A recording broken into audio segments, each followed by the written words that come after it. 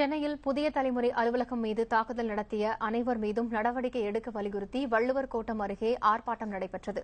புதிய தலைமுறை அலுவலகம் மீதான வெடிகுண்டு தாக்குதலை கண்டித்தும் அதற்கு காரணமான அனைவரையும் கைது செய்ய வலியுறுத்தியும் புரட்சிகர மாணவர் இளைஞர் முன்னணி மற்றும் அதன் சகோதர அமைப்புகளால் இந்த ஆர்ப்பாட்டம் நடத்தப்பட்டது. தமிழகத்தில் தொடர்ந்து கருத்துரிமை மறுக்கப்பட்டு வருவதாக ஆர்ப்பாட்டத்தில் ஈடுபட்டவர்கள் தெரிவித்தனர். கருத்துரிமைக்கு எதிரான சம்பவங்களை அரங்கேற்றுபவர்கள் மீது அரசும் காவல்துறையும் உறுதியான நடவடிக்கை மேற்கொள்ள வேண்டும் என்றும் ஆர்ப்பாட்டத்தில் வலியுறுத்தப்பட்டது.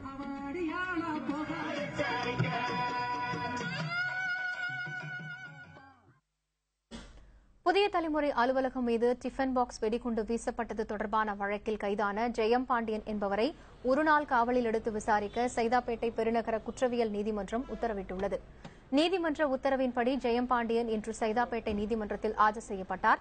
அப்போது அவரை 4 நாள் காவலில் எடுத்து விசாரிக்க அனுமதி அளிக்குமாறு காவல்துறை சார்பில் கேட்டுக் கொள்ளப்பட்டது. ஆனால் நீதிபதி சுதாராணி அவரை ஒருநாள் காவலில் எடுத்து விசாரிக்க அனுமதி வழங்கினார். கடந்த 12ஆம் தேதி புதிய தலைமுறை அலுவலகத்தின் மீது டிஃபன் பாக்ஸ் வெடிகுண்டு தாக்குதல் நடத்தப்பட்டது தொடர்பாக மத அடிப்படைவாத அமைப்பைச் சேர்ந்த ஜெயம் பாண்டியன் மதுரை நீதிமன்றத்தில் சரணடைந்தாா்.